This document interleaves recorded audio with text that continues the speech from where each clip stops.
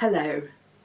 I wonder if anyone has said to you today, wait a minute, or you can do it later, or we can't do that until the pandemic is over. And of course, many of you can't go back to school yet. You have to wait until the school is open for everyone. All of us have to wait sometimes. And at the moment, there's a lot more waiting than usual.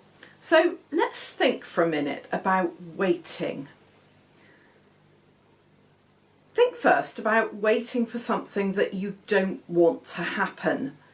You have to go somewhere you don't like going to, or you have to do something you won't enjoy doing.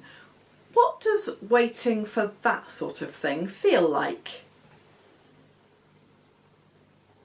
Now, how about looking forward to something like a party or a trip somewhere with your friends?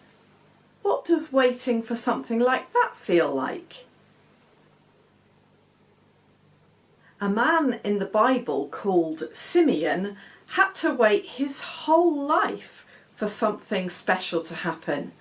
You've seen the video about his story. We think that Simon was old because it had been promised to him that he would see the Messiah, or God's special son, before he died. And here was Jesus. And Simeon somehow knew that this baby was the special one who'd been promised. Jesus was a very special baby. We know that now, because we know his story, but Simeon didn't. So I wonder how he knew. God wanted Simeon to meet Jesus, to have this special moment when Simeon knew that God was going to do something very exciting. There are special moments in all of our lives. When we feel loved, or when we see the world differently, or when we feel God near us. But sometimes it's easy to miss them. I think all of us can recognise special moments if we look out for them. It's easier to recognise them if we're paying attention to what's going on around us, noticing things and listening to things. And it's easier not to miss special moments if we're expecting something to happen.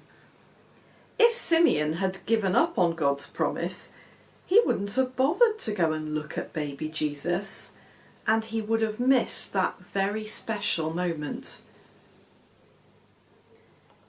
This was such a special moment for Simeon that his words have become a poem, which we still say in church today.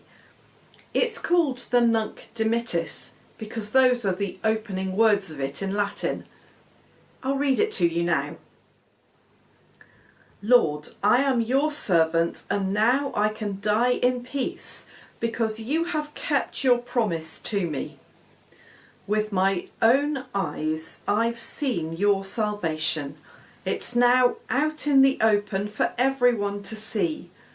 A God-revealing light to the foreign nations, and of glory for your people Israel. I wonder if you'd like to try to write a poem about a special person in your life, or maybe about Jesus.